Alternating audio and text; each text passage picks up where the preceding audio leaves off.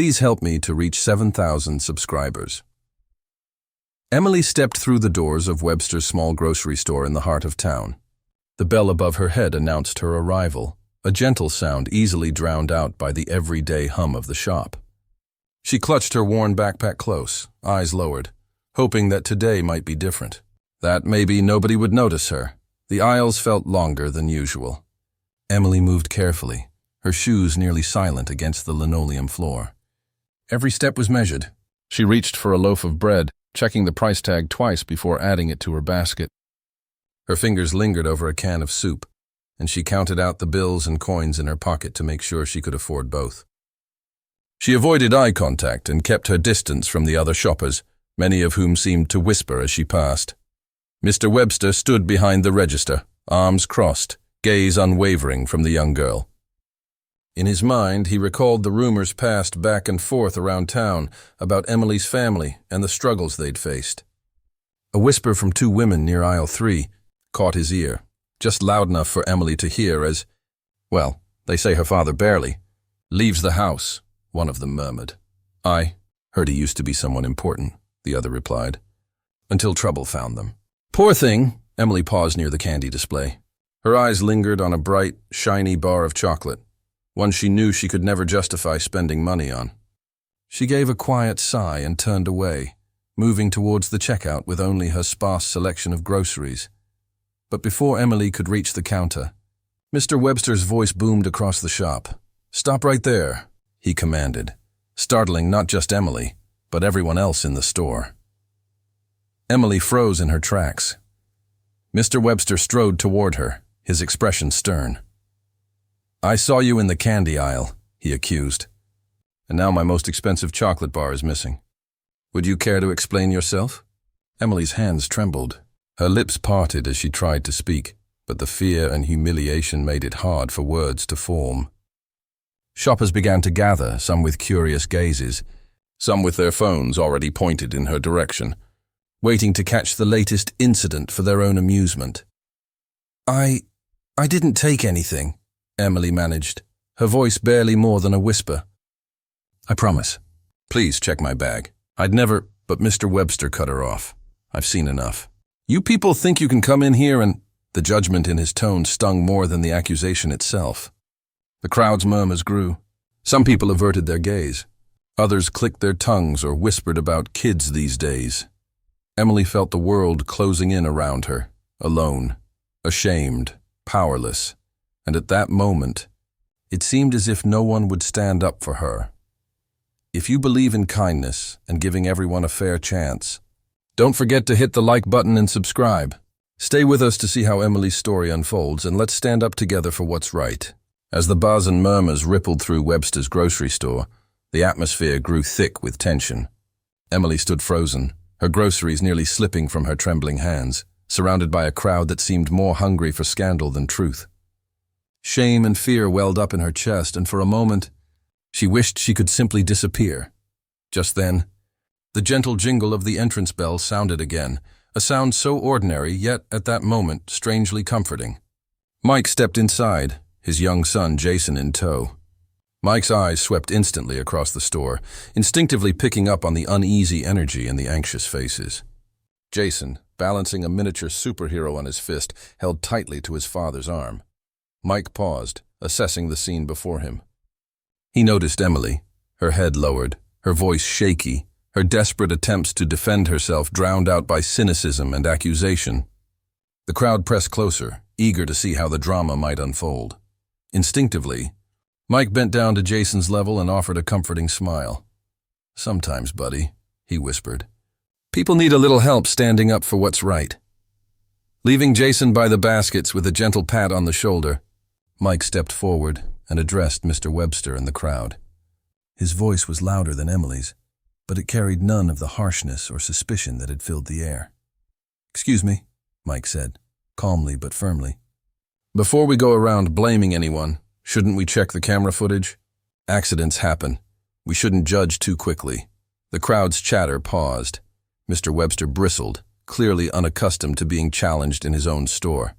Still, Mike's calm demeanor made it difficult to refuse. "And if you really think she took something, would you mind searching her bag while everyone's here?" Mike continued, gesturing to Emily. "If she's innocent, she deserves to have her name cleared today, right in front of all of us." Emily, barely able to look up, handed her backpack to Mr. Webster. With an exaggerated flourish, Mr. Webster emptied it out on the checkout counter, pulling out nothing but a textbook, a notepad, a neat sandwich wrapped in wax paper, and the groceries Emily meant to buy. A hush fell over the store. One or two people looked away, suddenly embarrassed for having doubted the young girl so readily. Mike turned to the crowd, his eyes steady. "We all make mistakes," he said softly. "But rushing to judgment can cause more harm than any missing candy bar ever could." Mr. Webster fumbled for words, unwilling to admit his mistake, but unable to hide his uncertainty. Finally, grudgingly, he mumbled, Maybe we should check the cameras after all." Emily let out a shaky breath, her relief mixing with apprehension, grateful at least for Mike's intervention. She caught Jason's eye as he watched from a distance, and for the first time that day, she felt a glimmer of hope.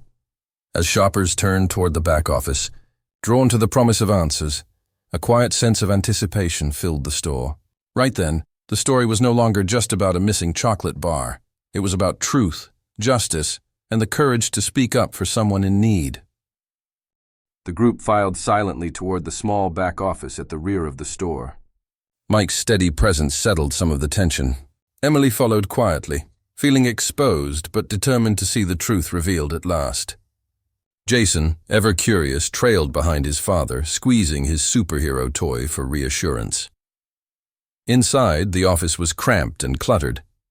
Old files, receipts, and forgotten inventory lists competed for space with a tiny monitor and an aging security system. Mr. Webster fumbled with the keys, unlocked the cabinet, and pulled up the most recent camera footage. Shoppers crowded the doorway, eager to witness the outcome, their earlier whispers replaced by heavy silence. With trembling hands, Mr. Webster rewound the images on the screen. There, in grainy black and white, was the candy aisle. Everyone leaned closer. The little scene played out. Emily entering the aisle, her fingers skimming the wrappers, her gaze wistful, but her hands never touching anything she couldn't buy. She sighed and moved on. Nothing in her pockets, nothing in her hands. Then, another figure appeared on the footage. It was Mr. Gilmore, a regular customer known for his polite manners, always wearing the same hat. Distracted by a phone call, he absent-mindedly picked up a bar of chocolate, tucked it into his coat, and wandered off toward the bread section. Never breaking his conversation, a gentle gasp rippled through the crowd at the door. Jason pointed at the screen. "Look, that man took the chocolate bar." Color drained from Mr. Gilmore's face as the penny dropped. He stepped forward, hat in trembling hands, searching for words. I can't believe it." "I'm so sorry," he managed. "I didn't even realize. I was distracted. That was never my intention." Shame and confusion warred in his eyes. Mr. Webster's shoulders sagged beneath the weight of his accusation. The crowd turned from suspicion to surprise, a few offering apologies to Emily for doubting her. Emily let out a breath she didn't know she was holding. Relief washed over her in waves. Relief, vindication, and something like gratitude for Mike and Jason, whose belief in fairness had made this moment possible. The mood in the office shifted. Mr. Gilmore offered to pay for the chocolate bar, insisting he hadn't meant any harm. Mr. Webster nodded, then turned to Emily with an expression heavy with regret. "I'm sorry, Emily. I should have listened before jumping to conclusions." Mike placed a reassuring hand on Emily's shoulder. "This is how things should be," he said softly. "Everyone deserves the chance to be heard and believed." The crowd dispersed, changed by what they'd witnessed. Some felt shame, others relief, but all walked away with a new appreciation for truth and the importance of standing up for what's right, no matter how small the misunderstanding might seem. The last of the crowd drifted from the cramped back office. Emily stood quietly by the door, her head still bowed but her spirit lighter. She had been proven innocent, but the sting of accusation lingered on her skin. Mike leaned down and offered a gentle smile, while Jason squeezed his father's hand, wide-eyed and relieved that justice had been done. Just then, the front door to the store creaked open once more, and a thin figure stepped inside. The sunlight caught the silver in his hair and the lines on his worn face. He stood in the entryway, steadying himself on a wooden cane, his presence commanding a sudden hush. It was Emily's father, Mr. Carter, people whispered, barely daring to speak. For years, he had been a mystery, a man who kept to himself, haunted by the shadows of the past. Today, though, he looked at his daughter with fierce pride. He crossed the floor slowly, pausing beside Emily, placing a gentle arm across her shoulders. For the first time, Emily straightened.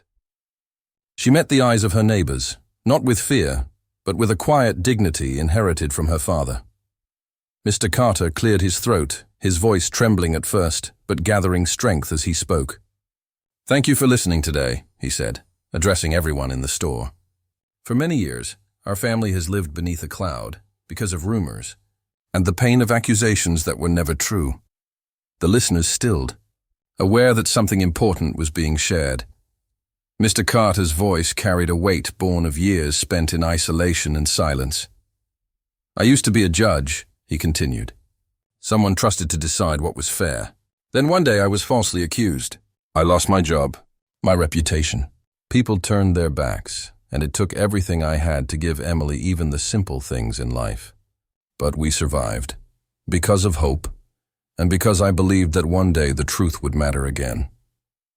He turned to Mike, gratitude shining in his tired eyes. "You spoke up today not just for my daughter, but for all of us who've been judged too quickly. That courage, it changes lives." A respectful silence fell over the store. Even Mr. Webster wiped at his eyes, unexpectedly moved by the honesty and humility before him. Slowly, other townsfolk nodded in agreement, their judgments melting away. Emily reached for her father's hand, her voice steadier than it had been all day. "We just wanted a chance," she whispered. "A chance to be seen as we really are." And in that moment, forgiveness blossomed where only suspicion had grown before.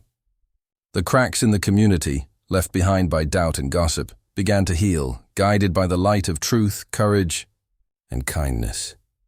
The tension that had once filled Webster's grocery store now drifted away, replaced by a gentle quiet and the flicker of something new, a sense of hope. Mr. Webster approached Emily and her father, humility softening his features. He spoke with sincerity, his voice breaking just a little. "Emily, I owe you and your family an apology. I was wrong to judge you. If you're willing, I'd be honored to offer you a job here. Someone with your honesty and courage would make this place better." Surprise and gratitude shone in Emily's eyes. Her father squeezed her shoulder, pride and relief twining together. Around them, the other customers nodded their support, offering warm smiles and soft words as the truth replaced misunderstanding in their hearts. Then, Mike invited Emily and Mr. Carter to dinner with his family. "It's not much," he said, "just a home-cooked meal. But we'd be glad to have you. Sometimes a little friendship is all it takes to lift the weight of the world off your shoulders." For the first time in a long time, Emily and her father felt welcomed, no longer outsiders, but part of the community once more. The simple kindness of one stranger had sparked a chain reaction of empathy, trust, and healing. The day ended with laughter, forgiveness, and a shared meal. The store, once a place of suspicion and fear, had become a space for second chances and new beginnings. And the lesson, that compassion and patience reveal hidden truths, would echo through the town for years to come. If this story touched your heart, let it inspire you to stand up for kindness wherever you go. Don't forget to like this video, subscribe to the channel for more stories that matter, and share your own experiences of forgiveness and understanding in the comments below. Together, we can make the world a little brighter, one act of courage at a time.